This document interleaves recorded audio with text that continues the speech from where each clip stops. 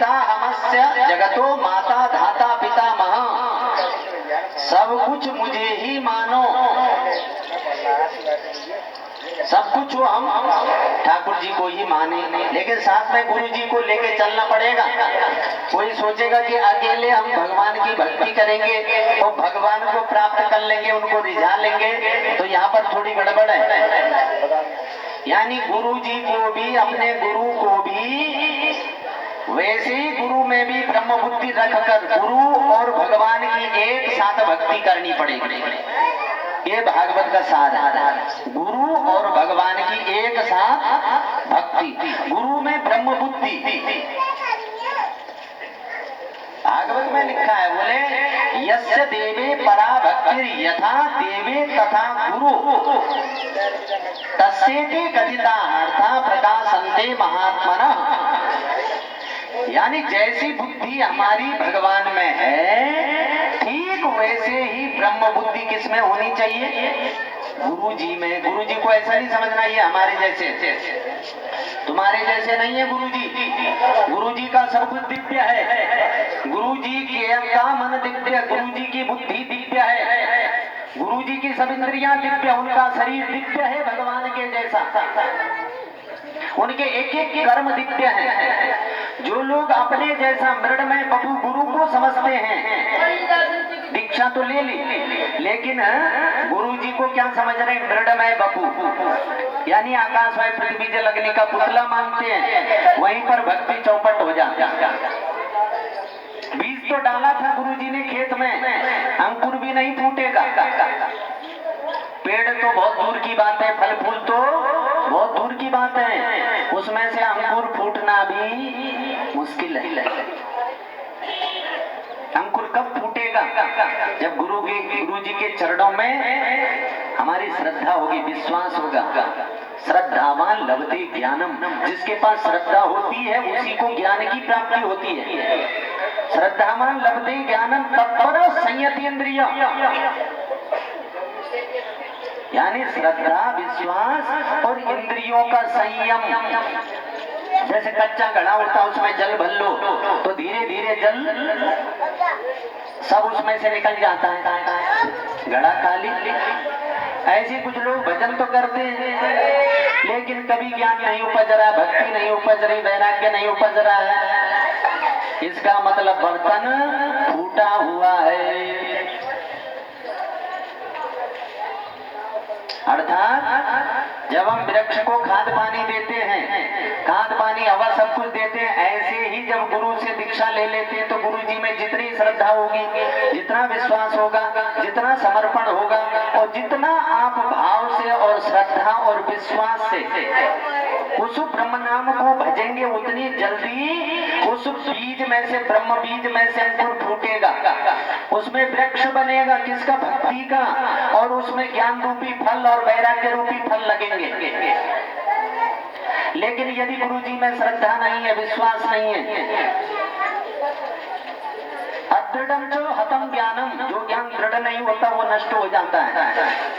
प्रमादेन हतम श्रुतम, आलस में कथा सुन रहे हैं, शरीर तो बैठा है लेकिन मन इधर उधर डोल रहा है, तो श्रवण का फल नष्ट हो जाता है। संदिग्धो हतो मंत्रो, गुरु जी ने जो मंत्र दिया है उसमें विश्वास होना चाहिए 100% कि इसी से मेरा कल्याण होगा। सबके गुरु जी का आप सम्मान कीजिए, सब महापुरुषों का, लेकिन सबसे ऊपर अपने गुरु जी को रखिए अपने मन में कि मेरे गुरु जी से बढ़कर श्रेष्ठ कोई नहीं है। बोलने की जरूरत नहीं है, मन में रखना है, ऐसा भाव करना है मेरे गुरु जी के चरणों के एक एक रज में कोटि कोटि ब्रह्मांड है, एक एक रज के कण में कई स्वर्गलोक, कई सत्यलोक और कई वैकुंठ लोक हैं। इतना विश्वास होना चाहिए, ऐसा आपको लगना चाहिए मुझे साक्षात भगवान मिल गए। कुछ लोग गुरु जी के आते उनको प्रणाम तक नहीं करते, इसलिए कभी ऐसा गुरु मत बनाना जब आप सेवा न कर सको तो प्रणाम भी नहीं कर पाते ढंग से। गुरु जी को साष्टांग प्रणाम करना चाहिए, माता पिता को साष्टांग प्रणाम करना चाहिए और भगवान को साष्टांग करना चाहिए।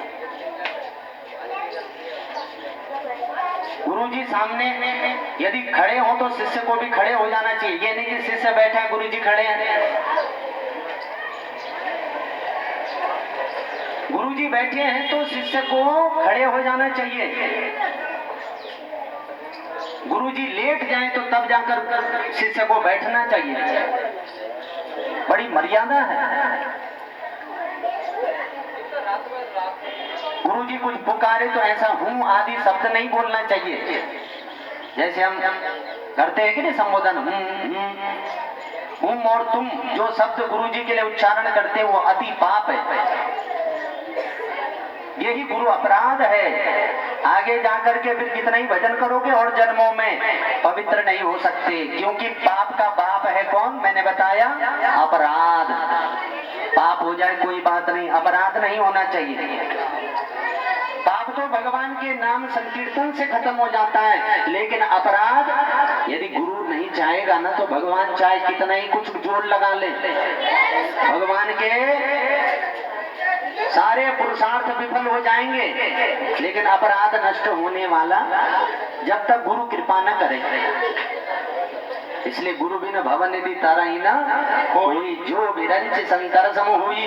भोलेनाथ के समान कोई ज्ञानी हो और सोचे बिना गुरु के भव सागर पार कर ले। तो जैसी भक्ति गुरु जी में है या जैसी भक्ति भगवान में, ऐसी गुरु जी में, दोनों में समान भक्ति करनी है। और गुरु जी को मृडमय बपू नहीं समझना, ऐसे नहीं कि हाड़ मांस के गुरु जी है। गुरु जी दिव्य हैं। गुरु और भगवान, भक्त और भक्ति, ये सब दिव्य होते हैं, इनके कर्म दिव्य हैं।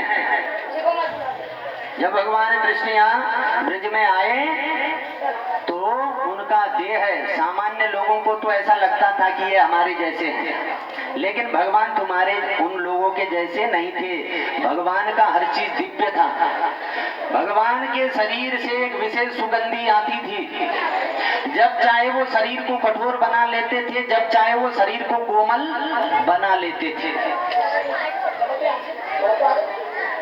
लेकिन केवल भक्त ही ठाकुर जी को पहचान पाता है। जो सामान्य लोग हैं वो भगवान को पहचानने में गलती कर देते थे। पहचानने से कल्याण होता है। महापुरुष को यदि हम पहचान जाएं तो हमारा कल्याण हो जाएगा। हम सोच रहे हैं अरे ये तो ऐसा ही है, हम उसका बाहरी भेष देख रहे हैं, तो पहचानने से कल्याण है।